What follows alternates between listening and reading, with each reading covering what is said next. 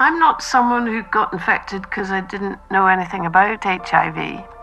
When it first hit the headlines, I was working for a national newspaper, so there were lots of discussions. I also knew people who were being affected through the gay friends that I had. Before I went to Botswana to work, someone asked me if I was frightened of AIDS, and I said, why would I be frightened?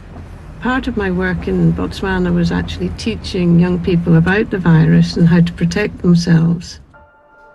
I was working as a teacher in a school in London. I decided to go back out to see my boyfriend in Botswana for the summer.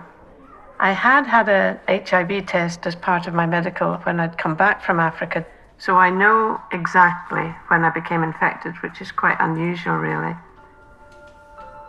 My boyfriend told me that he was negative because some months earlier he'd given a blood transfusion to a relative. So it was fair enough for him to assume that he was negative because they'd taken his blood. But I suspect that his relative was also HIV positive, so the hospital thought it didn't really matter. It was actually in Angola that I was with my boyfriend when I fell ill, and then we were going to South Africa after that. And the doctor in South Africa just said, I'm very sorry, didn't expect to have to tell you this, but you're HIV positive. He suggested to go back to the UK. I saw a very good consultant. I thought that I wouldn't be able to go abroad again, but my consultant encouraged me to think about what I wanted to do with my life. One of the first things that had come into my head was, I'm not going to waste the rest of my life. I'm going to do something a bit meaningful with it.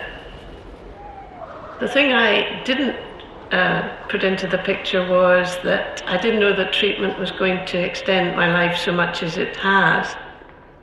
I applied for VSO in Cambodia. I had to choose my country very carefully because lots of countries don't allow you in without an HIV test.